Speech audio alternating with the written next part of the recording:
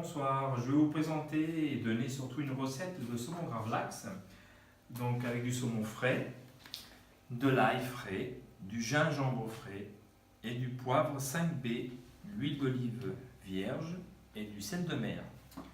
Donc le saumon, je l'ai pris chez le poissonnier, donc je l'ai fait effiler, il est beau, comme vous pouvez le constater, il est magnifique.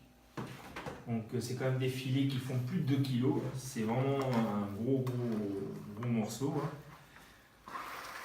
Donc là je le mets dans un plat assez grand, assez large, d'accord.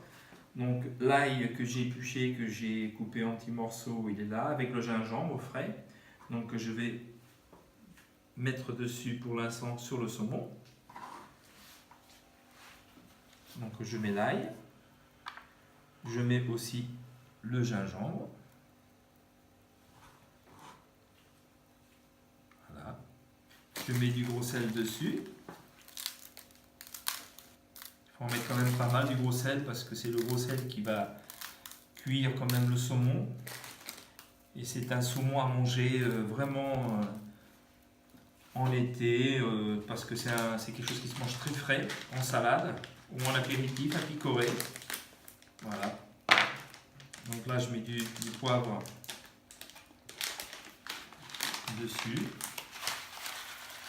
du 5B. Il ne faut pas avoir peur d'en mettre parce que c'est ce qui va donner tout le goût au saumon une fois qu'il va prendre le goût parfait. Donc après on met plein d'huile d'olive. L'huile d'olive on en met aussi beaucoup parce qu'après il faudra le retourner, le saumon. Il ne faut pas avoir peur de mettre de l'huile d'olive. Parce que l'huile d'olive après il va être assaisonné et cette fameuse huile avec les 5B, le gingembre et l'ail, c'est ce qui va nous servir pour quand on va couper des petits morceaux de saumon.